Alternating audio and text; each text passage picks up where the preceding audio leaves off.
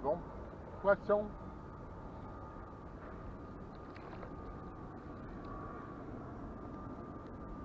Là. La tête tombée.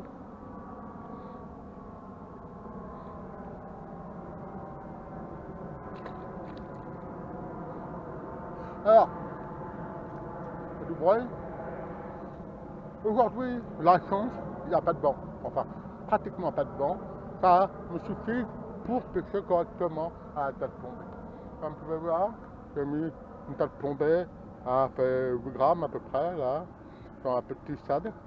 Et on va essayer de comprendre les subtilités de la pêche à la tête tombée. Alors, déjà, mon importance, c'est d'avoir une canne.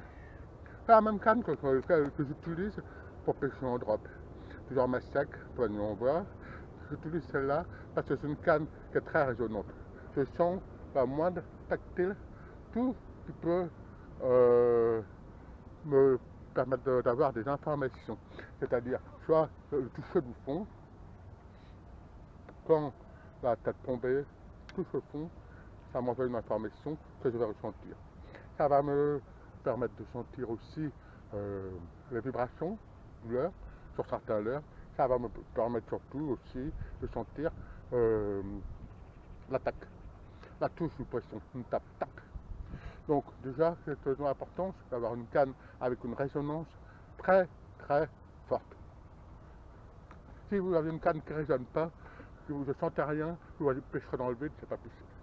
Là, je suis la façon de tenir la canne. On met la main, le doigt sur le blanc, qui va permettre de donner des informations. Et la canne, en fait, vous n'avez pas complètement le droit de faire des mouvements du poignet, mais le bras. En fait, c'est votre bras qui va travailler. C'est-à-dire, vous allez lancer. Vous allez attendre que la tête tombée touche le fond. Canne haute. D'accord? Une fois que vous faites des mouvements toc toc pour faire décoller le leurre, vous récupérez l'excédent de bannière. De toute façon, il faut toujours que la ligne soit tendue. Vous allez faire reposer.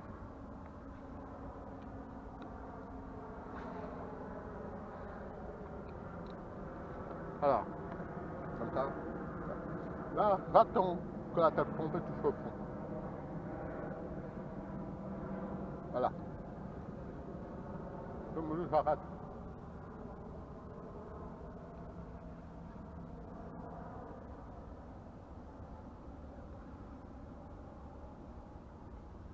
En même temps, j'abaisse ma canne pour reprendre le contact avec le fond.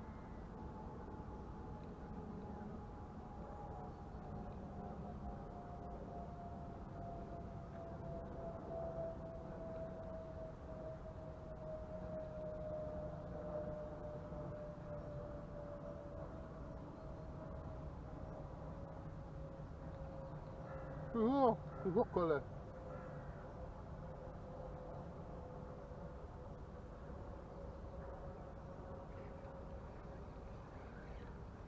Donc, on a bien compris les bases. La canne. La paume bien penchée sur la canne, le doigt sur le blanc. Là, collé. Je lance. J'attends que ça se pose. Je soulève, je mouline, je repose. Je soulève, je mouline, je repose. Ça, c'est les bases. C'est la première base qu'il faut savoir contrôler.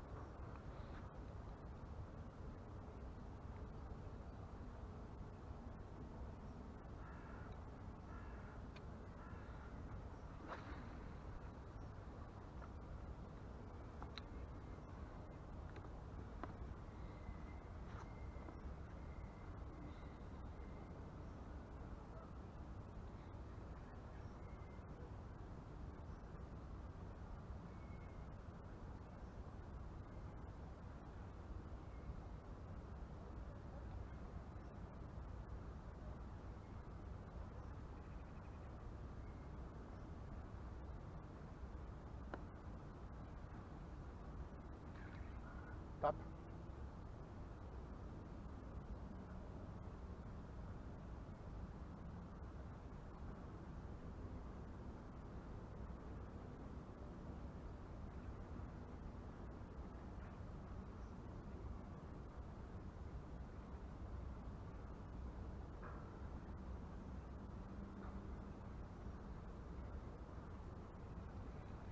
Voilà. Alors ça c'est la première base qu'il faut maîtriser absolument. Hop, ça.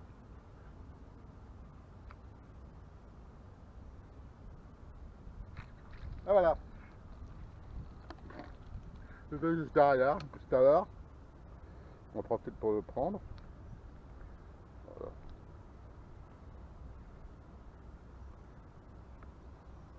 Ah, plus de perche. Alors je vous disais, donc c'était juste les bases à savoir, à connaître, à maîtriser impérativement. Gardez l'attention. La bonne position de la main et du bras sur la canne. Gardez l'attention. Et pour commencer, maîtriser le poser, lever, poser, lever, poser, lever. C'est-à-dire faire une animation en dents de scie. Mais faut que ça soit automatique, machinal. Très important.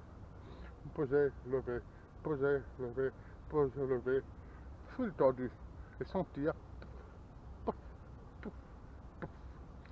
Si vous ne sentez pas, c'est plus compliqué, mais vous pouvez toujours regarder par rapport à la tension de la ligne. C'est-à-dire vous allez lancer, la ligne va être tendue, le plomb va descendre, la ligne va être tendue, le plomb va se poser, la ligne va se détendre légèrement, une fois posée. Mais bon, moi c'est pas l'idéal, je n'aime pas trop. Je préfère sentir, faire ce que je fais. Allez.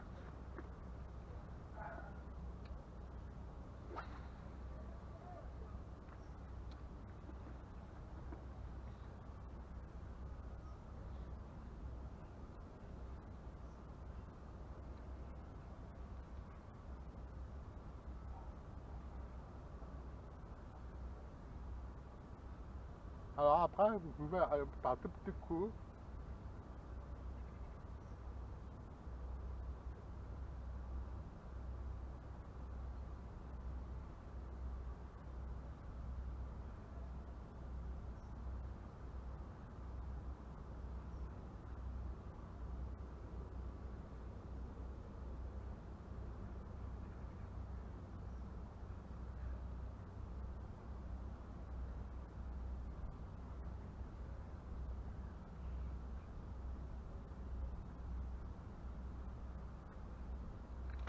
Waouh, putain. Oh, oh, oh, oh.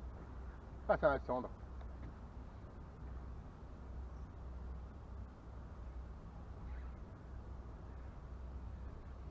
Ah la vache.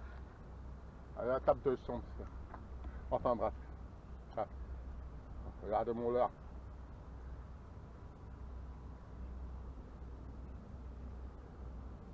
Alors, après, une fois que vous aurez maîtrisé ça, vous pourrez passer sur d'autres types d'animation en gardant les bases. C'est toujours ces bases.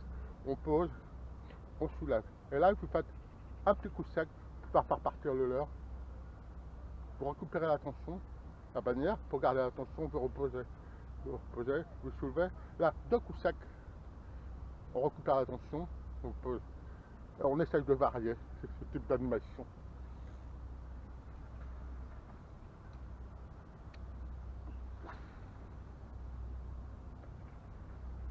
Exemple. Attends que ça descend.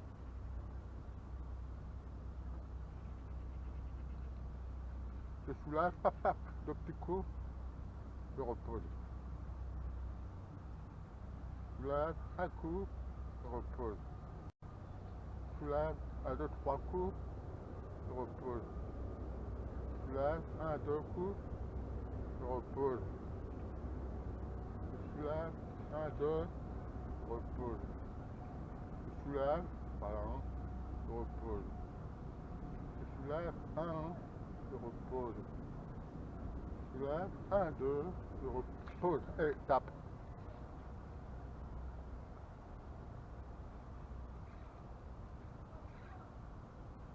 Voilà.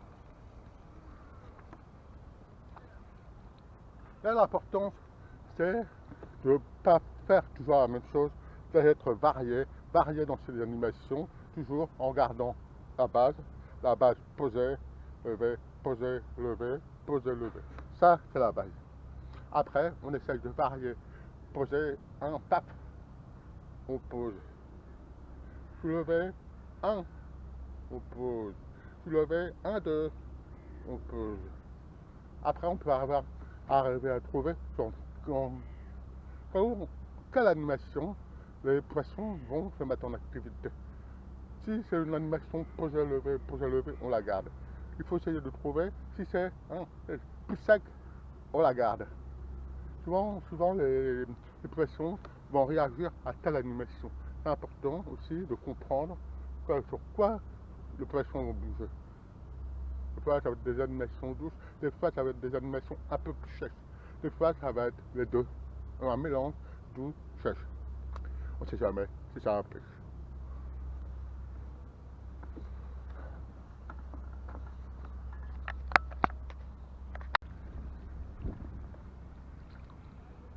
Voilà.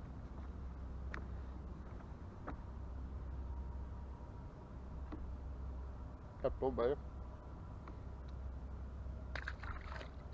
En fait, c'est pas compliqué. Après, c'est pas compliqué. Il suffit aussi déjà un sens de l'observation. Observer, comprendre, et mettre en application des bases simples qu'on doit contrôler à la perfection. Une fois qu'on contrôle ces bases, les bases d'animation, les bases, ça, toc, toc, la sensation, la concentration, bah, on pêche simplement.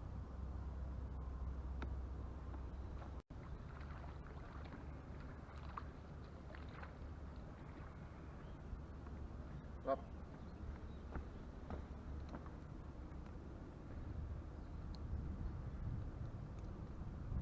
Voilà ça. Alors là,